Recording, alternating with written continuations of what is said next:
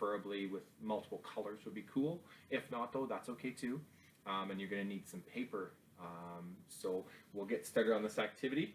If you want to pause it and go get that stuff, you can. If not, we'll keep rolling. All right, so the first thing I do is I want a piece of paper. I'm going to draw all the people that I live with. So that's all the people in my household, my apartment, wherever we're living. You're going to draw them all on this piece of paper. You can include pets if you want. A little trickier, but you can definitely, if you want to draw them, please go ahead. Make sure that when you're drawing them, you just space them out a little bit on your paper. So yeah, draw everybody in your household if you can. If you need to go around and look and make sure you got everybody, go ahead and do that. All right. So, I went around. This is my household. I have my mom, my dad, my brother, and myself. Don't forget to include yourself. What you can do with these people, I just did stick people. It's okay for this activity. It's okay. If you want to add some details to it, though, that'd be great. So you can get some eyes, a nose, a mouth, hands, feet, hair would be cool. Clothes if you want. Any of those details work for sure. It's also a nice activity to know where all the parts of the body are. It's a little activity there. Now that I have them all done, what I'm going to do is I'm going to cut, and this is where you might need some help from an adult, but you're going to cut your paper up, and I want you to cut them so that each person has their own piece of paper. So as you can see here, I'm going to cut that piece of paper off, and you can see I've cut one person off. They've got their own piece of paper now, and I'm just going to repeat that for the next 3 people.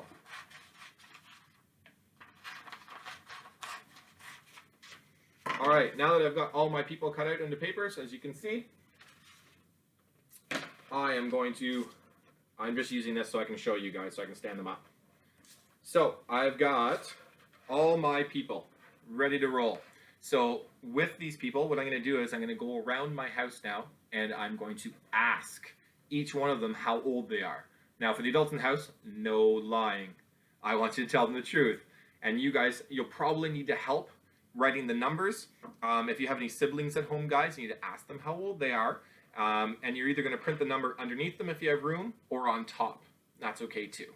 So I'm just going to take a moment here, and I'm going to write down the numbers of how old they are. My mom and dad are a little bit older than your mom and dad, I think.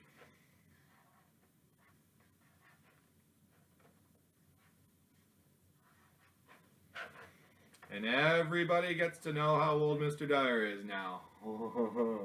The burning questions. All right, I'm going to put my scissors away. All right, so I've got everybody in my family here, and you can see all the numbers that are on there. So what my job now is to sort them. And I'm going to sort them from youngest to oldest. Or, if you look at the numbers, you're going to go from the smallest number to the biggest number. Okay, and I want you to try to put them in the right order. And remember, we're going to be going from left to right. So, my smallest number is actually a really big number still, but it is small.